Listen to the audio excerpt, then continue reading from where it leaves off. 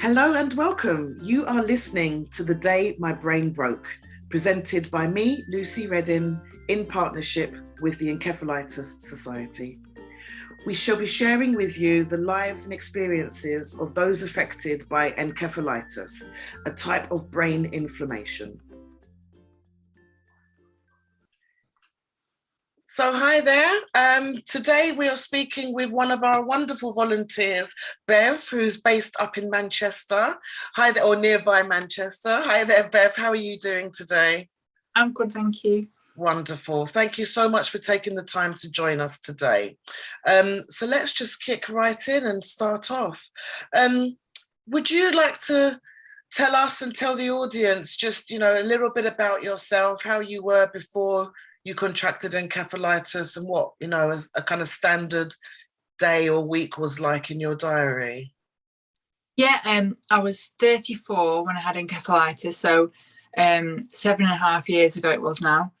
I'd just given up work because my youngest was, I'd gone back to work initially, but my youngest was just 2, and decided just to take that bit of time before he started school, just to kind of be with him and spend a bit more time with him. So my day kind of revolved around taking my eldest to school and then either going to a play centre or a play group or doing something with my youngest, then going back to school to pick up my eldest. So my life was just kind of very busy, childcare. Yes. And I was happy. I really was happy with that. And it's all kind of, it goes a bit blurry before having encephalitis. Yeah. But my mum and dad have said that I woke up in the night and said I had a migraine, and then they couldn't wake me in the morning, and I had a seizure before the ambulance got to me. Right. And then I was unconscious for about a day. And then I was in hospital for about 17 days. That's pretty hardcore. And any of this, do you remember, or this is just going back on really what your parents are just telling you about now? I've got really vague memories of being in hospital, but not many. And I vaguely remember coming out of hospital and my children coming up to show me things and not knowing who they were. And that still upsets me now. Still, even just thinking about it now upsets me. Yeah, it's very tough, isn't it? Incredibly difficult to think that was something that could happen, to not to be able to recognise your own children. I can't imagine, Bev, how that must feel like. So do you want to just take us back to kind of like the day your brain broke, so to speak? So you just said, so you had a migraine, you went to sleep and basically had a seizure the following day. So based on what your parents have told you, you were saying that you were in hospital, it was 17 days? So was that 17 days before a diagnosis? My mum said that they didn't really know what it was, but they'd ruled out that it wasn't a tumour, it wasn't meningitis. And they put me on drugs for encephalitis because they weren't sure if it definitely was that. Mm-hmm. So they didn't immediately diagnose that, but I had a lumbar puncture and lots of scans, lots of blood tests apparently. I don't think they actually definitely said that it was what it was, but they said it wasn't anything else, so it must be encephalitis. So do you know when they actually gave the official diagnosis of encephalitis and what type of encephalitis they actually They said that it was viral encephalitis, but I'm not sure exactly when it was. Yeah. So how long were you in hospital for overall? I think it's 17 days altogether. Right. So then when you then came home, what do you remember of that, if anything? I do have really, really vague memories. I remember I was married at the time, so my mother-in-law had made lunch for everybody, and me and my ex-husband and her and her husband and my 2 children, and I was sat in the dining room on my own, and I just ate this whole plate of sandwiches that was meant for everybody. She came back in empty, and I I don't know whether I actually remember it or whether I've been told that many times. That's why I'm thinking about it. But yeah. Yeah, that's what happens. Yeah, yeah, yeah. So did you find, I suppose, when you're just saying about all of the family there, when you then came out of hospital, what were people's reactions, or what have they since told you? Like, had they heard of encephalitis? Had you heard of encephalitis? No one had heard of it. My mum's best friend nephew had encephalitis. Okay. I think a few years before me. But she just assumed that he was back to normal and he's fine now. Yeah. So like maybe he's not fine. But that's what people either think or they say, or you just don't know, do you? Absolutely not. And this is half the problem, isn't it? It's all about the type of challenges that we face, because we may appear all okay on the outside, but on the inside there's a heck of a lot of turmoil and confusion and all types of things going on. So are you able to just explain a little bit, of the aftercare that you received? Like, what year are we talking about that this happened? 2014. 2014. So what was the aftercare like? Did you receive any? I had a little bit of speech therapy. I saw a psychologist and a neurologist, but it wasn't for long. I think I had to wait about 9 months, and I probably saw them for about 6 to 12 months, maybe. Yeah. So I'm now again seeing a speech therapist, which I think now is really helpful because I'm able to look at what my difficulties are, maybe a bit more objectively. Now I feel like I'm a lot better than I was. I'm able to say, right, well, this is what I want my help with. This is where I want to improve. So that's good. And also, would you mind just explaining a little bit more about the difficulties that you are facing, for example, with regarding your speech? Word finding is sometimes really difficult for me, and I think I've realised, I've been told that stress can affect it. So if I get stressed, it's just as if my mind goes blank and I can't think of anything. Stress, or if I get emotional or angry. So it's like if anything gets a bit raised, then I now have, from my speech therapist, I've got ways of calming myself down. So she's giving me so it's like I've got little tools in my head to help myself. So I definitely use those every day, I think. And I use them in all different situations. Fantastic. So it's not even like it's just from, the after effects of encephalitis. You can just apply them to other aspects of your life as well.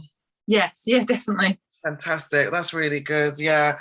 I think it's definitely, from my experience, it's changed a lot over the years, and there's definitely much more progression in the aftercare regarding patients who have any type of kind of like neurological malfunction, I suppose is the word, really, isn't it? Because it's all about trying to find new pathways and new ways to be able to, just not necessarily just survive, but to cope throughout the days, isn't it? I suppose, like you say, it's your toolbox. It's about having coping mechanisms and that type of thing. So do you mind going into a bit of detail just about how your family were dealing or not dealing with your diagnosis of encephalitis? My mum and dad have been amazing. And I think their understanding of encephalitis is more and more as time goes on. But I think it's all that I'm being more honest. And I'm just saying, I can't do that, or, oh no, that's too stressful for me. And I think it's just they're kind of seeing, they pick up on my behaviour now, and they say, so you're tired now, aren't you? You need to stop. And so it's lovely. So it's nice. I love having their support. Yeah, I love you saying that as well, because I so completely identify with that. And it's also, it's almost like a burden off the shoulders when you realise, it is okay to tell loved ones, to tell, parents, friends, family, whatever, this is how I feel, this is how I've been affected. Yeah, and even more amazing for them to be able to then notice the differences, to then say, do you not think you should go and have a little lie down? We can see just how tired you are. So talking of which, does fatigue affect you quite badly? Yeah, so I tend to have a sleep every day, but I find that if I'm fitter, I sleep less. So it's almost like a motivation to make myself do more exercise. Yeah. But then, like, I had a migraine yesterday, and that kind of stops me, and then I get frustrated that I can't do anything. And it's like a vicious circle, isn't it? The more frustrated I get, the more likely I am to have another one. So Yeah, definitely. I was speaking with John, one of our other volunteers, in another chat that we had, and he was talking about the best days to look back on when you're doing well or when you're having a good day. So when you're having a bad day, don't then, think to yourself, oh, I've not come any far, I've not done any progress, because those are the days when you'll absolutely just beat yourself up. But on the days when, when you're not having a migraine, that's when you then remind yourself, yeah, just how far you've come, and just, be like, yeah, I can be fitter. It enables me to have more energy throughout the day. So yeah, I I understand. I hear you on that one. I suppose because there's been a lot of differences as to, kind of like before and after, how are you finding kind of like the new you, the new Bev? How are you experiencing things?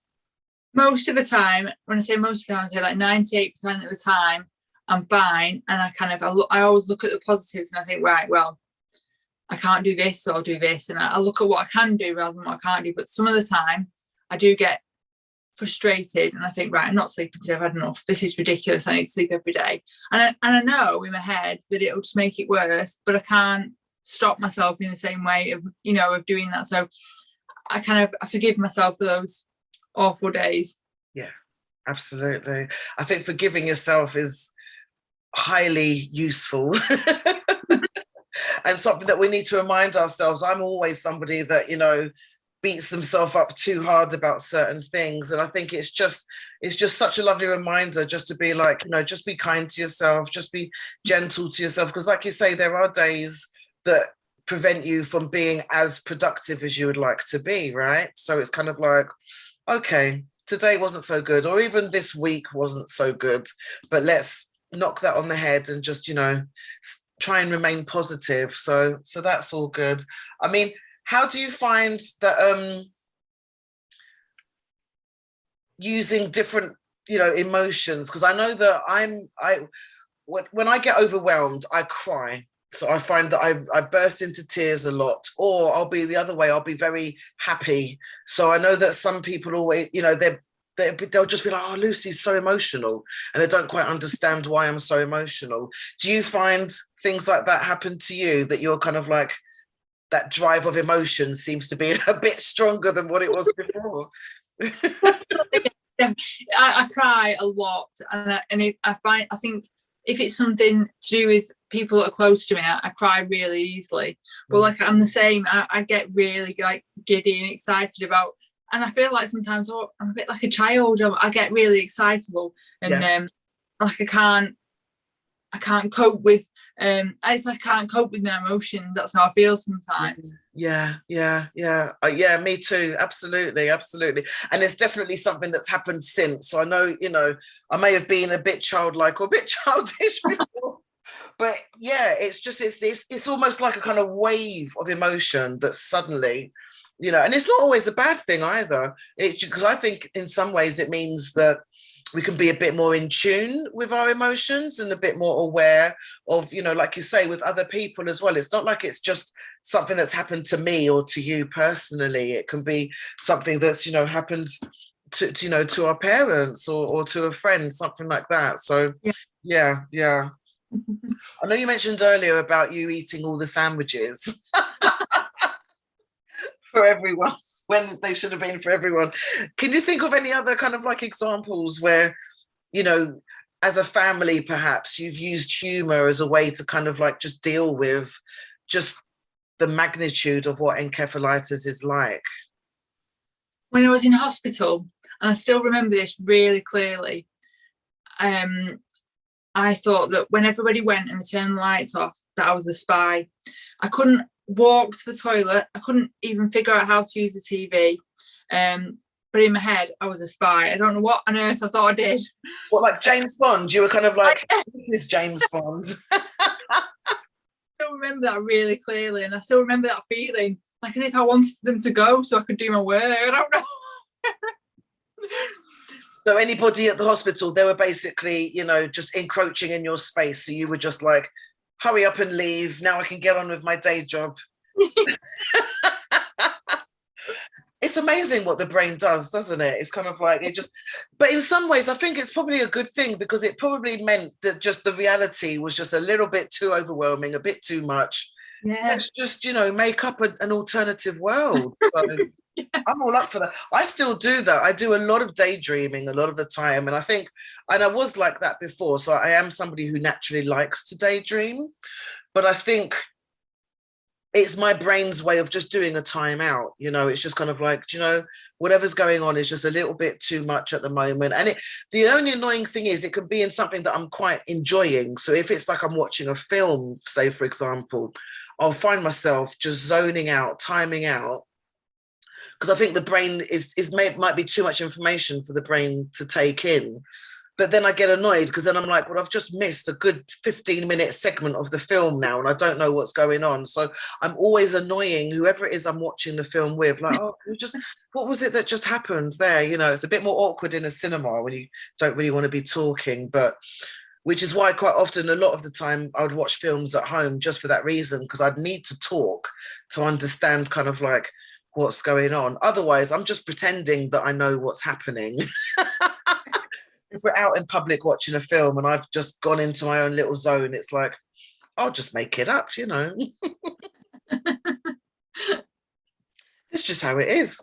So regarding how encephalitis has affected you, if somebody was to come to you today, for example, Bev, and they've been diagnosed with encephalitis, or a loved one has been diagnosed with encephalitis, because it is, it's a heavy thing, and we all are affected in different ways, and the actual the levels of how we are affected affects people differently.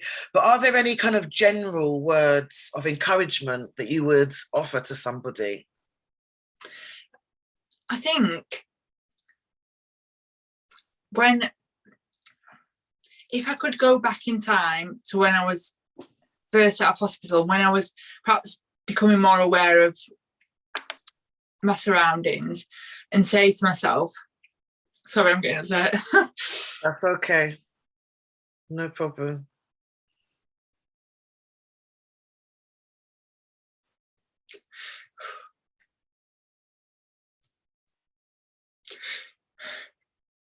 Take your time, Bev, no worries. And say to myself, in 8 years' time, you'll be happy. Because I am happy. Sorry, I don't look happy, but I am. You're setting me off now. Yeah. It's a long old journey, but we'll get there, yeah? Yeah. Yeah.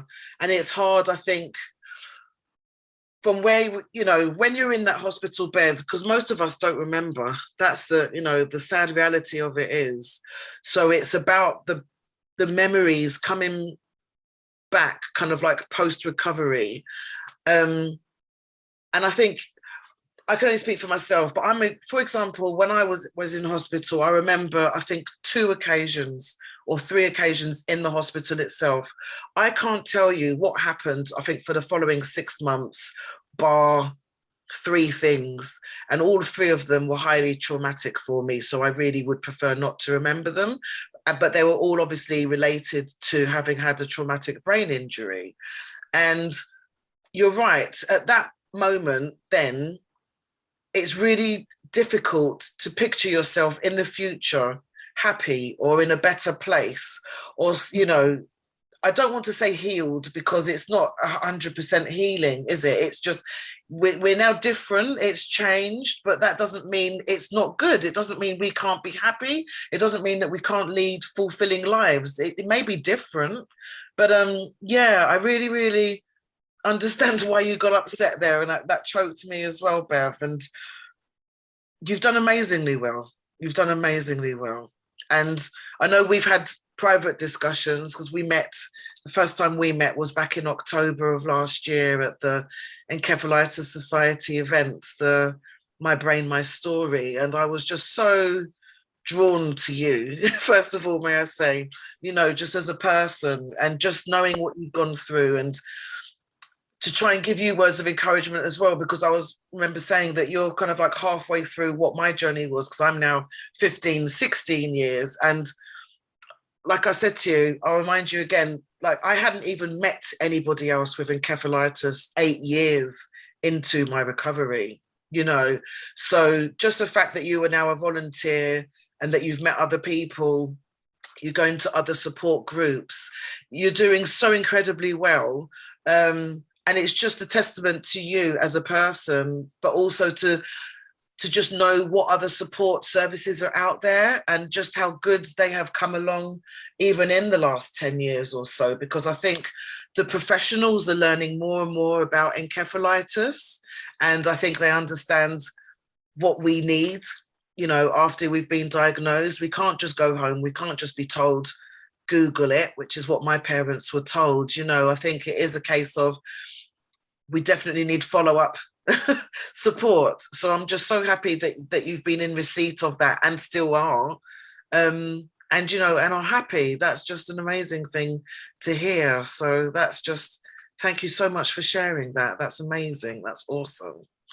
I just wanted to ask another question. We're nearing the end of the interview already.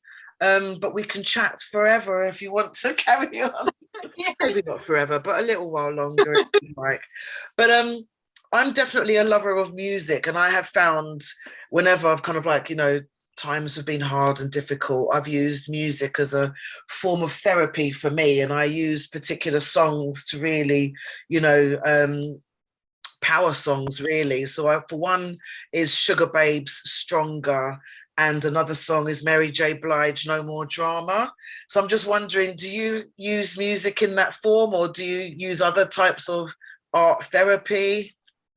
I definitely use music, but I think it's if I'm walking or when I was able to run outside, I'd always have headphones in and have my music on really loud. But as soon as I got into the house, I had to turn it off. It's like I couldn't cope with it unless I was outside. It's really strange, isn't it? Yeah. One song that my son loves it, and I've written it down because I know I wouldn't remember the name of it. Hang on. Yeah. It was Believer by the Imagine Dragons. Oh, right. Okay. And because he loves it, I think it makes me like it even more, really. The load songs that I like, and I think when I'm walking or running, I want like upbeat songs to kind of like motivate me. Yeah, most definitely. Most definitely. See, on that note, because I do a lot of walking as well, and I've done a lot more recently, I think obviously through kind of like the pandemic and everything, where, gyms were closed and what have you. Not that I particularly went to a gym anyway, but if I wanted to, I couldn't. Walking, how does that make you feel? Because I find it's incredible. Yeah, it does. For me, I think if I'm feeling a bit tired or a bit low, if I get out in the fresh air and do a bit of walking, I feel so much better. Yeah. I can walk on my own. There are certain routes I can do on my own, and I tend to walk up to my mum and dad's house, which is about 20-minute walk away. Okay. Sometimes my mum will walk with me, or I'll walk back home again. But it's just nice having that somewhere to go. Absolutely, absolutely. So if we're just winding up our talk now, is there anything that you want to say just about your experience, or anything that you wanted to let our audience know about that we haven't covered? Don't think so. I think that was everything. That's fine. Absolutely fine. Well, Bev, thank you so much for giving us up your time today. It's been wonderful speaking with you, and thank you ever so much.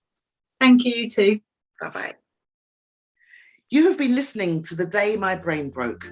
If you would like further information about the Encephalitis Society, their website is encephalitis.info. That's ENCEPHALITIS.info. You can also find them on Facebook, Twitter, Instagram, YouTube, and LinkedIn. Also, if you have been or know someone else who has been affected by encephalitis and you would like to share your story, please do get in contact with us, as we would love to hear from you. You can email me at lucy ladybird.teamencephalitis@gmail.com. And finally, if you're also inclined to see more of what I have to offer, then please do like and subscribe to my YouTube channel, Ladybird Wellness. You can also find Ladybird Wellness on Facebook and Instagram.